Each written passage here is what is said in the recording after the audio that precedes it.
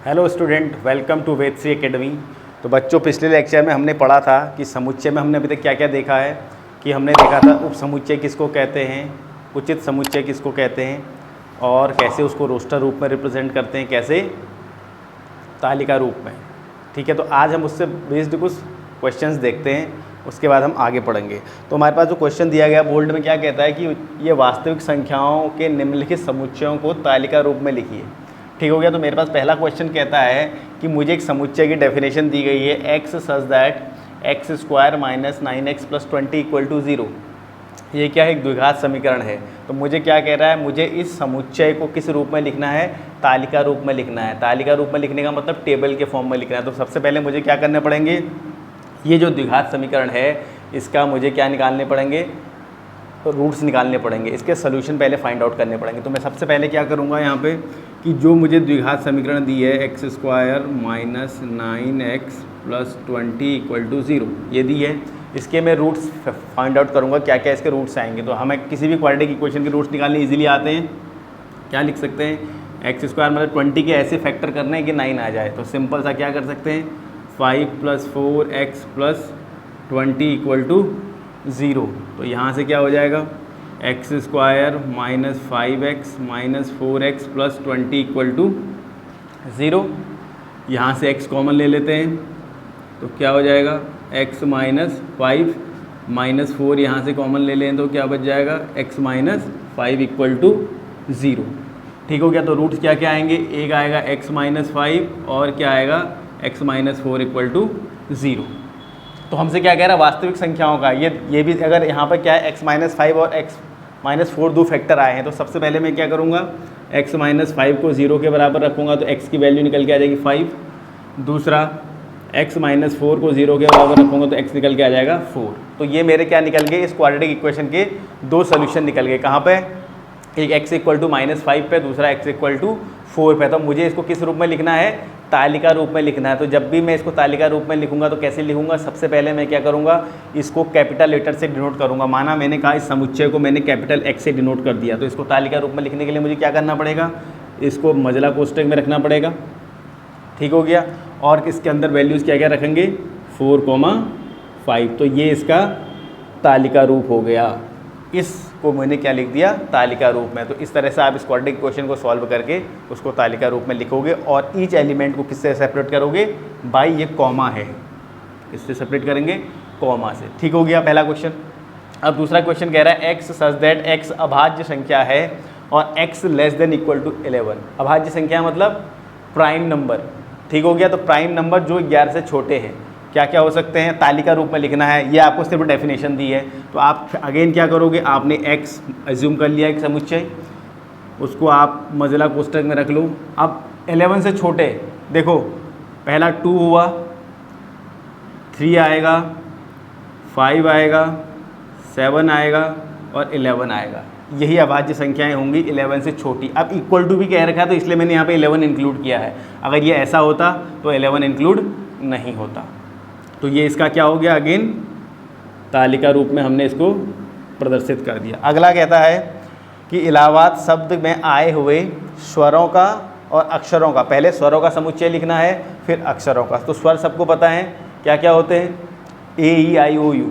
ठीक है, तो उसका समुच्चय लिखूंगा तो मैं क्या करूँगा, यहाँ सबसे पहले मैं, आप ये नहीं कि यहाँ मैं इसको मैंने क्या कह दिया, पहला ए पोर्शन को जब हम सॉल्व करते हैं तो मैंने माना वो क्या है, कैपिटल X, उस समुच्चय को मैंने नाम दे दिया स्वरों वाला, उसको तालिका रूप में लिखना है तो मैं क्या लिखूंगा। अब यहाँ देखो स्वर देखने हैं तो स्वर क्या है, सिर्फ ए ही है कि नहीं। तो आप ए का मतलब ये नहीं कि ए कितनी बार आ रहा है, 1 2 3 4 बार आ रहा है तो 4 बार। मैंने क्या कहा है, जब भी हम तालिका रूप में लिखेंगे तो एलिमेंट को सिर्फ एक ही बार और लिखेंगे, एलिमेंट की पुनरावृत्ति नहीं होगी। तो x के अंदर क्या आएगा, सिर्फ एक ही चीज़ आएगी, वो आएगी a। तो इसको हम क्या कहते थे, तो ये कैसा समुच्चय निकल के आया, एकल समुच्चय, एकल समुच्चय। ठीक है, ये इसका तालिका रूप हो गया। और किस तरह का समुच्चय है, एकल समुच्चय।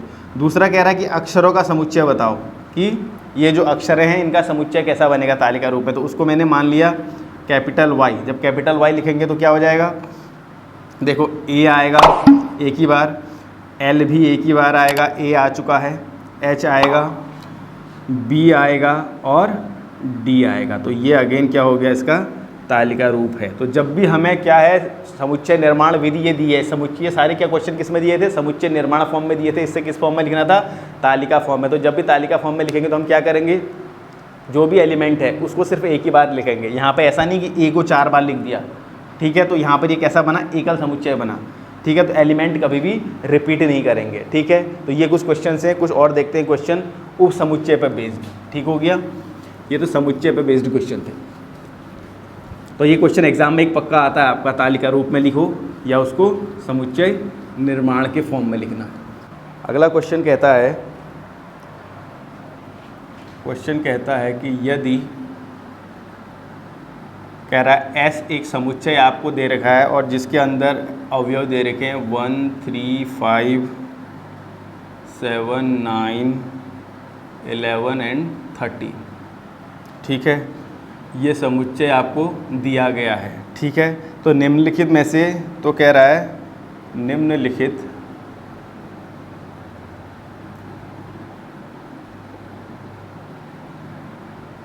में कौन से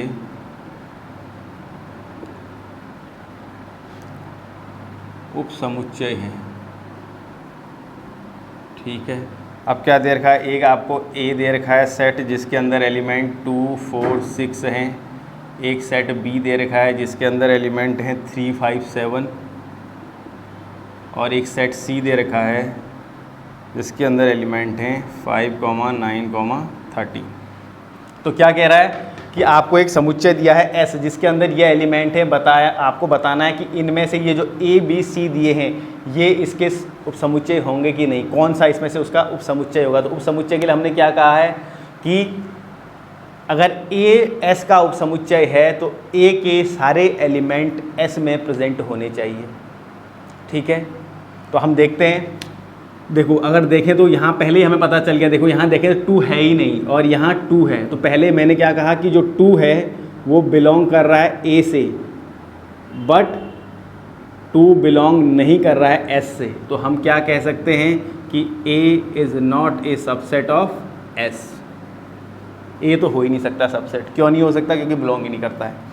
दूसरा हम बी देखें, 3 देखें तो 3 यहाँ प्रेजेंट है, 5 देखें तो यहाँ 5 प्रेजेंट है, 7 देखें तो यहाँ 7 भी प्रेजेंट है। तो मतलब मैं क्या कह सकता हूँ कि अगर मैं कहता हूँ कि 3 बिलोंग्स टू बी और 5 बिलोंग्स टू बी और 7 belongs to B, then again 3 belongs to S, 5 belongs to S और 7 बिलोंग्स टू एस। तो सारे एलिमेंट बिलोंग कर रहे हैं। तो मैं क्या कह सकता हूँ कि B is a subset of S, ये सबसेट है। तीसरा C, 5 9 13 सारे के सारे एलिमेंट यहाँ प्रेजेंट हैं। तो ये भी मैं कह सकता हूँ कि C is also a subset of S।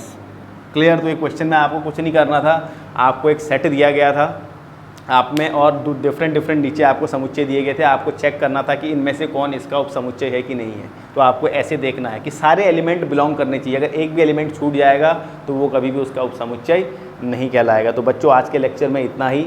आगे के लेक्चर में हम फिर कुछ क्वेश्चंस करेंगे और फिर चलेंगे हम यूनियन एंड इंटरसेक्शंस में। तब तक के लिए आप सभी लोगों का बहुत बहुत धन्यवाद।